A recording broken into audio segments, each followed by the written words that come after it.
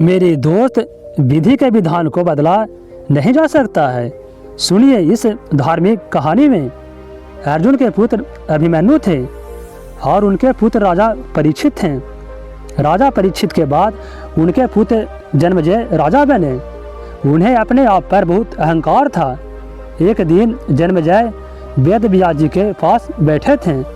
बातों ही बातों में जन्मेजय ने कुछ नाराजगी से वेद व्यास जी से कहा, जहाँ आप समर्थ हैं, स्वयं भगवान श्री कृष्ण थे।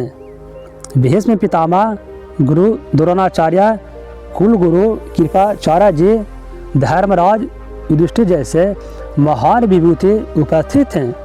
उसके पश्चात भी आप सब इतने बड़े महाभारत के युद्ध को होने से नहीं रोक पाए और देखते ही देखते अपार जनधन की हानि हो गई।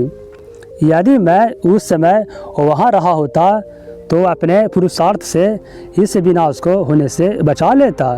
अहंकार से भरे जन्मेजय ने शब्द सुनकर भी व्यास जी शांत रहे। उन्होंने शांति से कहा, पुत्र, तुम अपने पूर्वजों की क्षमता पर शंका न करो। यह विधि द्वारा निश्चित था, जो बदला नहीं जा सकता था। यदि ऐसा हो सकता तो प्रभु श्री कृष्ण में ही इतनी समर्थ थी कि वे युद्ध को रोक सकते थे। जन्मेजय अपनी बात पर अड़ा रहा और बोला, मैं इस सिद्धांत को नहीं मानता। आप तो भविष्यवक्ता हैं। मेरे जीवन की होने वाले किसी होनी को बताइए, मैं उसे रोककर प्रमाणित कर दूंगा कि विधि का विधान निश्चित नहीं होता। व्यास जी ने कहा, यदि तू यही चाहता है तो आज से कुछ वर्ष बाद तू काले घोड़े पर बैठकर शिकार करने जाएगा। दक्षिण दिशा में समुद्र तट पर पहुंचेगा और वहां तुम्हें एक सुंदर स्त्री मिलेगी जिसे तू महलों में लाएगा और उससे विवाह करेगा। तुमको मना करूंगा कि यह सब मत करना, लेकिन फिर भी तुम यह सब करोगे। इसके बाद उस स्त्री के कहने पर तू एक यज्ञ करेगा। मैं तुमको आज ही चेता रहा हूँ कि उस यज्ञ को तुम वृद्ध ब्राह्मण से कराना, लेकिन वह यज्ञ तुम युवा ब्राह्मणों से कराओगे। और जन्मेजय ने हंसते हुए व्यास जी की बात काटते हुए कहा कि मैं आज के बाद काले घोड़े पर ही नहीं बैठूंगा, तो ये सब घटनाएं घटी थी नहीं होगी। व्यास जी ने कहा कि यह सब होगा और अभी आगे की सुन। उस यज्ञ में एक ऐसी घटना घटित होगी। तुम उस रानी के कहने पर उन युवा ब्राह्मणों को प्राण दंड दोगे, जिससे तुम्हें ब्रह्मा हत्या का पाप लगेगा और तुझे कुष्ठ रोग होगा और वही तेरी मृत्यु का कारण बनेगा। इस घटनाक्रम को रोक सको तो रोक लो। वेद व्यास जी की बात सुनकर जन्मेजय ने एहतियात शिकार पर जाना ही छोड़ दिया, परंतु जब होने का समय आया तो उसे शिकार पर जाने की बलवती इच्छा हुई। उसने सोचा कि काला घोड़ा नहीं लूँगा, पर उस दिन उसे अस्तबल में काला घोड़ा ही नहीं मिला।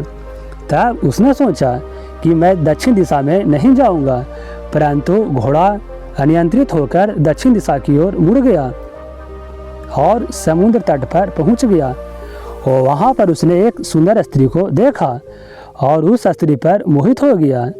जन्मेजय ने सोचा कि इसे लेकर महल में तो जाऊंगा, लेकिन विवाह नहीं करूंगा। परंतु उस महलों में लाने के बाद उसके प्यार में पड़कर उसे विवाह भी कर लिया। फिर रानी के कहने से जन्मेजय द्वारा यज्ञ भी किया गया। उस यज्ञ में युवा ब्राह्मण ही रखे गए। किसी बात पर युवा ब्राह्मण रानी पर हंसने लगे। रानी क्रोधित हो गई और रानी के कहने पर राजा जन्मेजय ने उन्हें प्राण दंड की सजा दे दी। उसके फलस्वरूप उसे कोढ़ हो गया। अब जन्मेजय घबरा गया और तुरंत व्यास जी के पास पहुंचा और उनसे जीवन बचाने के लिए प्रार्थना करने लगा। वेद व्यास जी ने कहा कि एक अंतिम अवसर तेरे प्राण बचाने का और देता हूँ। मैं तुझे महाभारत में हुई घटना का श्रवण कराऊंगा, जिसे तुझे श्रद्धा एवं विश्वास के साथ सुनना है। इसे तेरा कोर्ट से निपटा जा सकता है, परंतु यदि किसी भी प्रश्न पर तूने अविश्वास किया तो मैं महाभारत का प्रसंग रोक दूंगा और फिर मैं कभी भी तेरा जीवन नहीं बचा पाऊंगा। याद रखना, अब तेरे पास यह अंतिम अवसर है।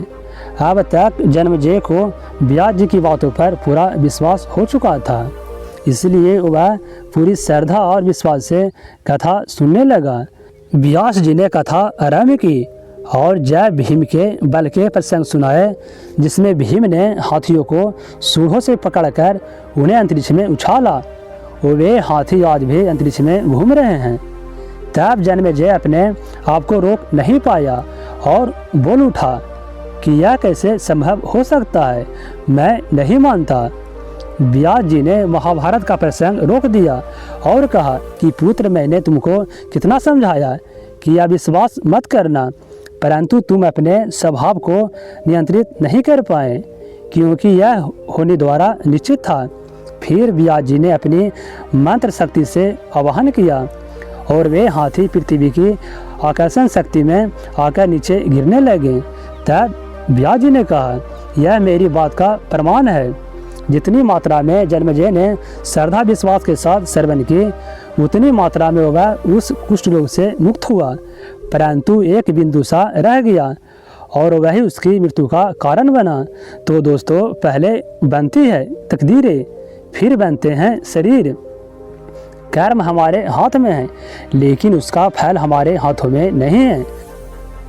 गीता के 11वें अध्याय के 33वें श्लोक में भगवान श्री कृष्ण अर्जुन से कहते हैं, उठ खड़ा हो पार्थ और अपने कौर द्वारा यश प्राप्त कर। जिनके बारे में चिंतित हो रहा है, यह सब तो मेरे द्वारा पहले से ही मारे जा चुके हैं। तू तो केवल निमित्त बना है, होने को टाला नहीं जा सकता। लेकिन नेक कर्म व ईश्वर नाम जाप करने से उसे हानि कम होती है। तो दोस्तों, अगर कहानी अच्छा लगा है तो हमारे चैनल को जरूर सब्सक्राइब कर लें। तो मिलते हैं एक नई मजेदार कहानी में। धन्यवाद दोस्तों।